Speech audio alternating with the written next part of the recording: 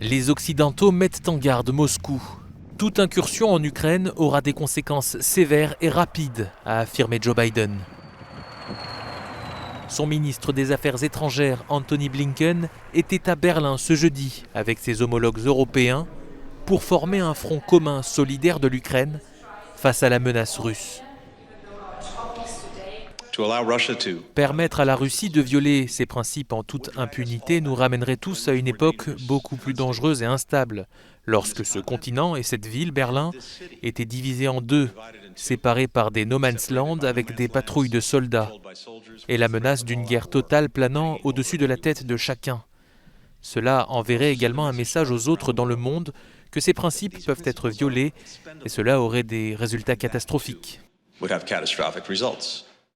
D'après les services de renseignement américains, environ 100 000 hommes seraient postés aux abords de la frontière ukrainienne, côté russe, comme le montrent ces images satellites de la société américaine Maxar, prises entre décembre et janvier. Comme Washington, Bruxelles fait part de son inquiétude.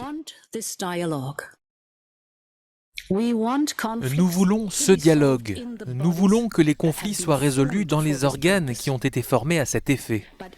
Mais si la situation se détériore, s'il y a de nouvelles attaques contre l'intégrité territoriale de l'Ukraine, nous répondrons par des sanctions économiques et financières massives.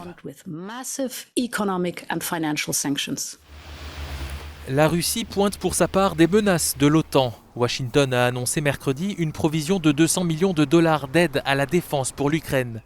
Les États-Unis ont également approuvé ce jeudi les demandes des pays baltes d'expédier des armes de fabrication américaine à l'Ukraine.